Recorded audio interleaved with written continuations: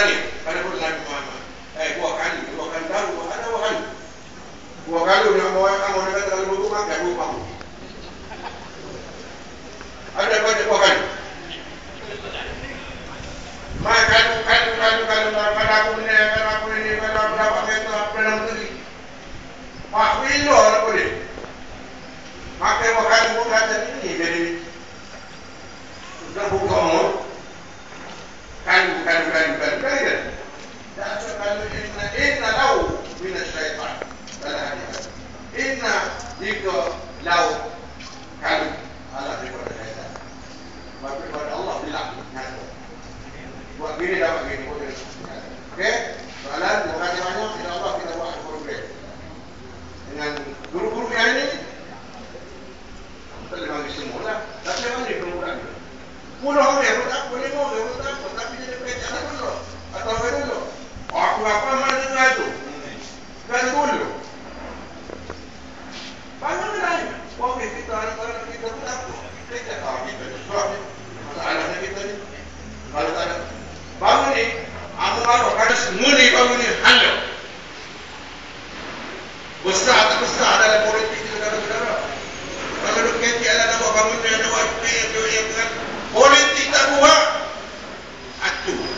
Bangun ni nasib baik Tuhan tak dulu tu kali. Kalau doa buat doa pakil. Kalau agak ilmu tak ada nasihat pun ada dalam. Dia sebab dalam hadis kata orang ummati arba'ah. Kekuatan ummah tu, kalau kekuatan ummah tu dapat kaya. Ilmu ulama, jadi pandai memberi dan ajar nasihat daripada orang ahli-ahli. Begitu. Lepas tu adil umara, adil para pemimpin. Bagi kuasa, bagi projek dan sebagainya dengan adil sama pada hak yang menerima. Lepas tu bisa khawatir al-niyah dengan perhati kasih sayang orang-orang kaya. Ada duit boleh bantuan. Ni tak, rumah kita lah boleh kontrak besar 10 juta, 50 riyal minta tak boleh. Mak kita senyap ni tak kata berapa. Tak betul?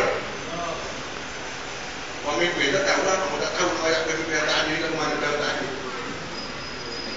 Ikut tak ada belakang bagus. Ada ustaz ni doa pun kubarah. Doa bagi rezeki untuk kabul dalam mana. Ya Allah selamat dalam agama tu. Tuhan aku biar kau tu dibangun dengan nego ni. Bagi saya saja.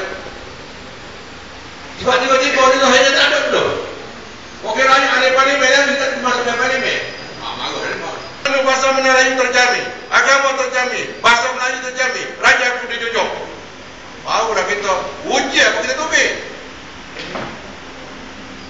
Orang empat lagu tu dia tanda kepada dia. 30% lagi ada lagi. Cakap umur dia ada. Ujian tak keluar di stadium. Pak kita apa ujian? Belakang mari aku tak ada kira kata dia. Tak ada kira belakang ujian. Mana tahu mana dah